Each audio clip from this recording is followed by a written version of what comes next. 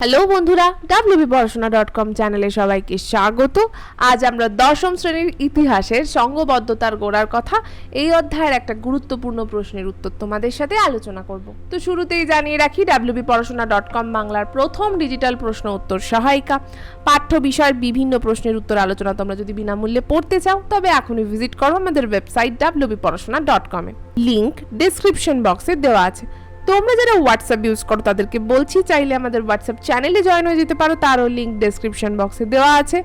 আর YouTube চ্যানেলটাকে যদি এখনও সাবস্ক্রাইব করে না থাকো তাহলে প্লিজ সাবস্ক্রাইব করে পাশে থাকা বেল আইকনটা প্রেস। শুরু করছি আজকের আলোচনা। খুব ইম্পর্টেন্ট প্রশ্ন পরীক্ষায় এসেছে, মানে টেস্টে তো আসে, মাধ্যমিকেও এসেছে। মহাবিদ্রোহের প্রতি শিক্ষিত বাঙালি সমাজের মনোভাব কিরূপ ছিল? 1857 খ্রিস্টাব্দে মহাবিদ্রোহ হয়, যাকে আমরা আরেকটা নামে বলি সিপাহী বিদ্রোহ। আধুনিক ভারতের ইতিহাসে একটি যুগান্তকারী ঘটনা, কারণ এই প্রথম ব্রিটিশদের বিরুদ্ধে ভারতবাসী অস্ত্র ধরেছিল। এর আগে কিছু বিচ্ছিন্ন ঘটনা ঘটেছে, এর আগে কিছু আদিবাসীদের মধ্যে আন্দোলন ঘটেছে, কিন্তু এইরকম সামগ্রিকভাবে জাগরণ কিন্তু সেই অর্থে তার আগে ভারতবর্ষ বা বলতে গেলে ইংরেজরাও দেখেনি। তো এই বিদ্রোহের প্রতি তৎকালীন শিক্ষিত বাঙালি সমাজের মনোভাব সামগ্রিকভাবে কিন্তু ইতিবাচক, মানে পজিটিভই ছিল। সমকালীন শিক্ষিত বা মধ্যবিত্ত বাঙালি সমাজ এই বিদ্রোহকে সমর্থন করেনি, এর বিরোধিতা করেছিল এবং ব্রিটিশ শাসনের প্রতি আনুগত্য প্রদর্শন করেছিল। এটাও ঠিক, কিন্তু অ্যাজ এ হোল কিন্তু এর প্রভাব কিন্তু ভীষণ রকম পজিটিভ ছিল। এখন ব্রিটিশ শাসনের প্রতি অন্ধভক্তি ও বিশ্বাস প্রথম কেন এই যে বাঙালি সমাজের একটা অংশ, বিশেষ করে মধ্যবিত্ত সেই সময় যারা হয়ে উঠেছিল, তারা কেন এটাকে নেগেটিভলি দেখলো? 19 শতকের প্রথমার্ধে পাশ্চাত্য শিক্ষায় শিক্ষিত বাঙালি সমাজ, যেমন ধরো ইয়াং বেঙ্গল গোষ্ঠী, রাজা রামমোহন রায়ের অনুগামীরা বিশ্বাস করতেন যে ভারতের আধুনিকীকরণ এবং কুসংস্কার দূরীকরণের জন্য ব্রিটিশ শাসন অপরিহার্য। তারা মনে করেছিলেন ব্রিটিশরা চলে গেলে দেশ আবার মধ্যযুগীয় অন্ধকারের দিকে পিছিয়ে যাবে। তাই তারা সিপাহী বিদ্রোহকে এক প্রকার প্রতিক্রিয়াশীল শক্তির উত্থান হিসাবে দেখেছিলেন। মানে কোথাও তাদের মনের মধ্যে এটা দানা বেঁধেছিল, যেহেতু তারা পাশ্চাত্য শিক্ষাকে আমাদের দেশে ঢুকিয়েছিল, তো আমরা সেইখান থেকে দাঁড়িয়ে মনে করতাম যে এই ব্রিটিশ না এলে আমরা আজও অন্ধকারে ডুবে বর্বর হয়ে থাকতাম। তাই যদি কোনোভাবে এই সমস্ত আন্দোলনের ফলে বা এই ধরনের বিদ্রোহের ফলে ব্রিটিশ বিরক্ত হয়ে চলে যায় তাহলে আখেরে ক্ষতি ভারতের, এটা তারা মনে করতেন। বাকি আলোচনা তো অবশ্যই শুনবো, তার আগে একটা অন্য বিষয় তোমাদের বলি। তোমরা ক্লাস 10-এ পড়ছো, পড়াশোনা মন দিয়ে প্রথম থেকে করো, তবেই কিন্তু মাধ্যমিকের রেজাল্ট খুব ভালো হবে। আর তার জন্য কি করতে হবে? প্রত্যেকটা সাবজেক্টকে মন দিয়ে পড়তে হবে। এবার তোমরা তো বলবে, ম্যাম এত মোটা মোটা সহায়িকা কিছুতেই সম্ভব না এত পড়া, তো কি করবে? তোমাদের দুশ্চিন্তার কোনো কারণ নেই। wpporashona.com তোমাদের জন্য নিয়ে এসেছে to the point ebook series. পাওয়া যাচ্ছে ইতিহাস, ভূগোল, জীবনবিজ্ঞান এবং ভৌতবিজ্ঞানের উপর। থাকছে প্রতিটি সাবজেক্টের সমস্ত ইম্পর্টেন্ট পয়েন্টস আমরা এই ইবুকগুলোতে একত্রিত করেছি। অর্থাৎ যে সমস্ত লাইন্স থেকে পরীক্ষায় প্রশ্ন আসে সেটাই রয়েছে এখানে। তাহলে ভালো করে যদি সেগুলো পড়ে ফেলো তাহলে পরীক্ষায় গিয়ে আর প্রশ্নের উত্তর লিখতে মাথা চুলকাতে হবে না, খুব সহজেই লিখতে পারবে। তাই বলছি এখনই পারচেস করতে স্ক্রিনে যে নাম্বারটা দেওয়া রয়েছে দেখো, 9614581033, এই নাম্বারে আমাদের হোয়াটসঅ্যাপ করে লেখো আমি কিনতে চাই to the point ebook series মাধ্যমিক।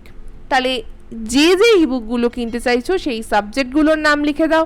যদি সবকটাই কিনতে চাও তাহলে সেটাও মেনশন করো। যারা সবকটা ইবুক কিনবে তাদের জন্য থাকছে একটা আকর্ষণীয় অফার।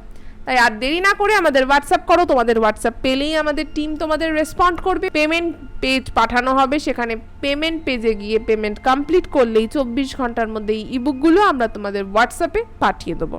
যদি আরও কিছু জানতে চাও তাহলে ওই একই নাম্বারে আমাদের সাথে সোম থেকে শনি সকাল 11টা থেকে সন্ধ্যে 6টার মধ্যে কন্ট্যাক্ট করতে পারো। ফিরে এলাম আবার আমাদের আগের আলোচনায়। শান্তি ও শৃঙ্খলার অভাবের আশঙ্কা। শিক্ষিত বাঙালি মধ্যবিত্তরা ছিলেন মূলত চাকুরিজীবী, ব্যবসায়ী বা জমিদার। এবার ভালো করে লক্ষ্য করো, চাকুরিজীবী কি? যারা চাকরি করে। তখন এত বেসরকারির গল্প ছিল না, সবটাই সরকারি। এবার সরকারকে, সরকার তো ইংরেজ, তাহলে তুমি চাকরি করছো ইংরেজেরই আন্ডারে, আবার ইংরেজদের বিরুদ্ধে বিদ্রোহটাকেও সাপোর্ট করবে, এরকম দ্বিচারিতা কি হয়? হয় না। প্রথমে চাকরিজীবীরা বাদ গেল, এবার বলছি ব্যবসায়ী বা জমিদার। যারা জমিদার ছিল বা বড় ব্যবসায়ী ছিল তাদের কিন্তু মূলত ইংরেজদের সাথে সম্পর্ক খুব সুন্দর হতো। কেন? ধরো ইংরেজরা তো ট্যাক্স কালেক্ট করছে, তো ট্যাক্স কালেক্ট করার মাধ্যমটাকে ওই জমিদার। ধরো ইংরেজরা ব্যবসা করছে, ইংরেজরা যে কম দামে নিজেদের দেশ থেকে বিভিন্ন মেশিনে তৈরি জিনিসপত্র আমাদের দেশে এসে বিক্রি করতো, এই যে শিল্প বিপ্লব হলো ইউরোপে, তার একটা বিরাট সুফল ইংরেজরা কি করলো, সুন্দরভাবে আমাদের ওপর দিয়ে ব্যাপারটাকে চালিয়ে দিল। তাহলে এইটা করলো কাদের হাত ধরে? সেই তো ব্যবসায়ী শ্রেণীর হাত ধরে। আজকে আমাদের দেশের যে মোটা কাপড় বা তাঁত এই ধরনের কাপড়কে সরিয়ে দিয়ে সেখানে খুব কম দামে সস্তায় চলে এলো ব্রিটিশ মেশিনে তৈরি কাপড়। এবং তাহলে কারা এগুলোকে ইন্ট্রোডিউস করলো? ব্রিটিশ তো পেছন থেকে কলকাঠি নাড়লো, কিন্তু মেন সামনে কারা রইলো? সামনে ছিল ব্যবসায়ীরা। তাহলে জমিদার, ব্যবসায়ী, চাকুরিজীবী, আমরা তিন ক্ষেত্রেই কি দেখছি? তিনজনেই কিন্তু ব্রিটিশদের মুখাপেক্ষী রয়েছে। তারা কিন্তু সত্যি বলতে কি ব্রিটিশদের সাহচর্য খুব এনজয় করছে। তাই তারা চাইতো দেশে শান্তি স্থিতিশীলতা বজায় থাকুক, যাতে তাদের অর্থনৈতিক বা সামাজিক স্বার্থ কোনো রকম কোনো প্রবলেম ফেস না করে। অর্থাৎ দেশের যে হাজার হাজার মানুষের কষ্ট, ব্রিটিশ নীল চাষ করিয়ে কত অসংখ্য চাষিকে মেরে ফেলছে, কত মহিলার সম্মানহানি করছে, এগুলো কিন্তু সেখানে লঘু হয়ে উঠেছিল। প্রাইমারি শক্তি হয়ে উঠেছিল তাদের অর্থনৈতিক বা তাদের সামাজিক শ্রীবৃদ্ধি। মহাবিদ্রোহের ফলে যে অরাজকতা ও রক্তক্ষয় সৃষ্টি হয়েছিল, তার ফলে তারা আতঙ্কিত হয়েছিলেন এবং ভয় পেয়েছিলেন এই ভেবে যে বিদ্রোহ সফল হলে চরম বিশৃঙ্খলা হবে এবং তাদের যেই সুখের একটা ব্যাপার সেইখানেও যেন একটা চরম ক্ষতি নেমে আসবে। তারপরে রয়েছে সামন্ততন্ত্রের পুনঃপ্রতিষ্ঠার ভয়। বিদ্রোহী সিপাহীরা দিল্লির মুঘল সম্রাট দ্বিতীয় বাহাদুর শাহকে ভারতের সম্রাট বলে ঘোষণা করেছিলেন। শিক্ষিত বাঙালি সমাজ গণতন্ত্র এবং আধুনিক প্রগতিশীল চিন্তায় বিশ্বাসী ছিল। তাহলে তারা আর রাজতন্ত্র চাইতো না। যাই হয়ে যাক, ক্ষয়িষ্ণু মুঘল হোক বা মারাঠা সামন্ততান্ত্রিক ব্যবস্থা হোক, সেগুলো তারা আর কোনোদিন চায়নি। তারা চেয়েছিল এমন একটা সিস্টেম যেখানে মানুষ সর্বোচ্চ শক্তির অধিকারী হবে। যেমন ধরো আজকে আমরা নির্বাচন যে হয় চারিদিকে, সেইগুলোয় সবার ওপরে কে রয়েছে? মানুষ। কারণ এই সিস্টেমটাই হচ্ছে গণতন্ত্র, এবং গণতন্ত্র অফকোর্স জানবে প্রগতিশীলতারই প্রতীক। আগে কি ছিল? রাজতন্ত্র, রাজা যেটা বলবে সেটাই হবে। রাজা যদি ভালো হয় তো প্রজার কপাল খুব ভালো, আর রাজা যদি খুব খারাপ হয় তাহলে গেল, কাউকে নালিশ করার নেই। রাজা হচ্ছে মানে অপরাজেয়, রাজার বিরুদ্ধে তুমি কোনো কথা বলতেই পারো না। তাহলে অবশ্যই এরকম সিস্টেম ভালো নয় যেখানে তুমি কথা বলতে পারবে, তোমার সুযোগ সুবিধা নিয়ে কেউ চিন্তা করবে। যেখানে দেশের সর্বোচ্চ হচ্ছে ক্ষমতা সেই মানুষেরই হাতে থাকবে, সেটাই সবসময় আধুনিকতা বা প্রগতিশীলতা হয়। তাই এই ব্যাপারটাতেও কিন্তু শিক্ষিত বাঙালি সমাজ ভয় পেয়েছিল।